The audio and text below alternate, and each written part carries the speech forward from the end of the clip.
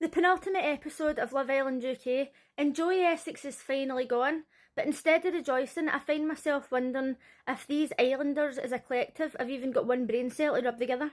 On Friday night, the couples had to vote for who they thought was least compatible. Now, there was only 5 couples.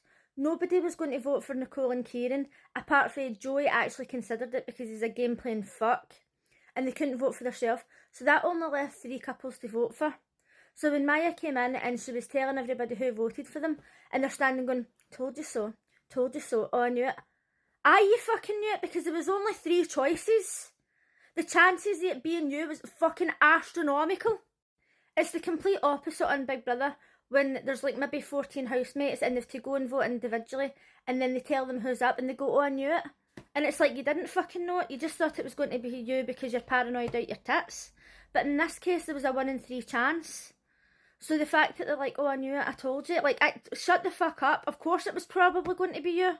The only thing that I will say is that when Joey voted for Mimi and Josh, but he didn't vote for Ayo and Jess, when the whole time he's been saying, oh, the two of them have still got feelings for each other, and talking about the secret mission and all that, so he had a bit of a cheek to vote for Mimi and not vote for Ayo, but, I mean, they made their decision at the end of the day, and there was only 3 choices. When Maya said they were going to be voted out by familiar faces, and Joey was like, oh, who? The fucking fakest acting since Sunset Beach. And I thought to myself, do the old islanders not usually come in and vote them out? Correct me if I'm wrong, it's just that I watch so many reality TV shows that I was pretty sure this happens every year. Maybe it doesn't, you can let me know in the comments. When Sam stood up and voted for Joey and Jess because she felt as if he was leading her on for 2 weeks, and he was like, oh no, we were in a friendship couple, I never said we had a connection or anything. And she was obviously raging, right? By this point, you'd think she'd be over it. But to be fair, see when somebody stands and calls me a liar to my face and I know I haven't lied, honest to God, I don't know how she didn't just go up and just fucking drop kick that dick right in the face. I felt like a lot of the votes against Jessie and Joey were valid, but then when they actually got voted out, Jessie was like, oh, I'm upset because they're supposed to be voting for us as a couple, and most of it was personal attacks on Joey. But that wasn't the case at all. Some people said that he had put Jessie in a situation where she had to keep defending him or where he was embarrassing her. Some people said they didn't think they would last outside because his lifestyle outside. Like, there was a lot of valid reasons, and also that he had like jumped from one couple to the next. Also, like, the way he had treated people once he'd dumped him, and how he was like nasty to them and stuff. So that wasn't just an attack on him, that was them as a couple. The way the whole thing happened, it was pretty evident that Joey was going to go.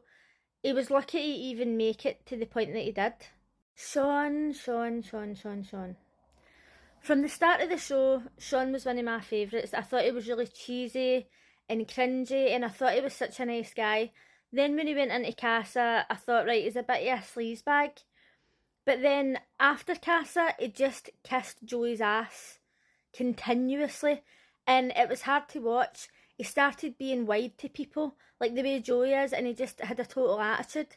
So then when Joey and Jessie were leaving and he's like, oh, thank you so much, like, you've gave me a lot of confidence and my experience wouldn't have been the same without you, kissing his arse as usual. But then as soon as he was out the house, obviously he was upset that Joey and Jessie had voted for him and Matilda, but he was like, oh, I mean, I stuck up for him a lot of times when maybe he wasn't in the right. Are you fucking for real? He didn't only agree with him, he was basically his cheerleader. Anything that Joey had to say, he was on the bandwagon. Oh, he was talking about the secret mission, he's talking about everything that Joey's talking about, and it was just so hard to watch. It was like when somebody in school is a geek and they've got no friends and they get bullied, and then one person talks to them and then all of a sudden they try and take on their personality and they've got no personality of their own. And it was just so bad. And if Sean hadn't have said that about sticking up for Joey, it probably wouldn't have been as bad. But it's the fact where he was literally like, oh, maybe I stood up for him in times where I shouldn't have. No fucking shit, Sean. No shit. You were trying to be a clone of Joey Essex. And it was so bad, and his pals are going to absolutely fucking rip the shit right out of him when he gets out. See if they don't, they're not real friends, because he needs to be told, you need to find your own personality and stop kissing arses of people because they're fucking D-list celebrity pricks. I must admit, I nearly fell off my seat when Grace voted for Jessie and Joey was like, oh, me and Grace have got no hard feelings. after everything he says to her, after saying she's in love with me, she's obsessed with me, she just keeps thinking about me all the time, she's got no connections with MD apart from me, attack. And then he's like, oh, I've got no hard feelings against Grace. I was shocked when she said Jessie and Joey, and he didn't say, aye, she's only voting for me because she's still obsessed with me and she's jealous. I thought, what the fuck, man, is he on crack? For me, I think it's obvious that Nicole and Kieran are going to win. They deserve to win. They've been together from the start. He seems like such a nice guy. I just hope that when they get out the house, she checks her attitude, because she's absolutely nasty at times. She snaps at him constantly. She calls him immature, meanwhile she's the one acting like a child. And I actually feel sorry for him, to be honest. I mean, he's probably going to walk away with £25,000, so I'm not that sorry for him. But hopefully she watches the show back and realises that she's a nippy sweetie and she needs to fucking nip it in the bud, because he's going to get to a point outside the house where he's going to be like, ah, Nicole, I don't need to be moaned at off you constantly. Get to fuck. One thing that I just remembered that really annoyed me is when Will stood up, and let's face it, he's a cunt as it is, but he stood up and voted for Jessica and Ayo because of what Ayo's brother said, and he says, oh, I've got brothers, so I know that they know me better than anybody. And it's like, well, actually, no, because Ayo's brother isn't in the house. He only sees what we see. He's not seeing what's going on 24/7. And the mentality that people have got, that they make all their decisions or they do certain things based on their family's opinion, that's pathetic to me. And I know it's a big thing, and I know it's a cultural thing all over the world, and it's like, you've got to listen to your family, and you've got to listen to your mum and dad. Fuck that. Fuck that, I'm sorry.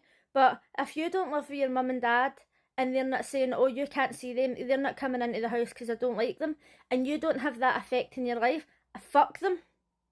I'll see who I want. Oh, your brother doesn't like your girlfriend. And what? Do I look like I give a fuck? I make the decisions.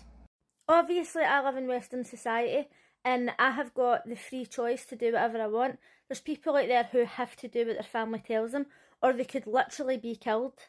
Luckily, I'm not in that situation, because I'd be dead decades ago.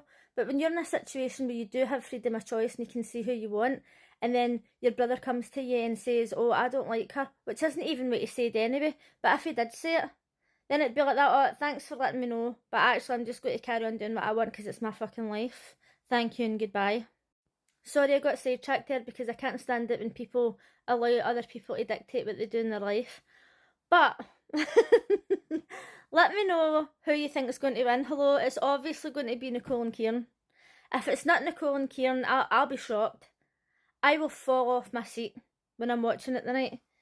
They deserve to win. And I just really hope that if they bring Love Island back out again next season, they make it a bit more interesting. More games, more visits to the hideaway, maybe add some more exciting aspects to the show, and people stop being surprised. Oh, when their friends and family come in. Oh my god, we're nearly at the end and my friends and family are in. Oh my god, I'm so shocked. Like, fucking watch the show before you go into it. And I really hope they stop scouting people and stop bringing in Olivia's pals and just bring in normal people who have applied for the show. Anyway, I seem like I'm in a bad mood. I'm actually not. I just watched the show this morning because I couldn't find it on ITV anywhere last night. I don't even know where it was on. But I watched it on the app this morning. But let me know in the comments what you thought of last night's episode. Overall, it was pretty basic, but, you know, here we are. And I'll see you again tomorrow. Bye!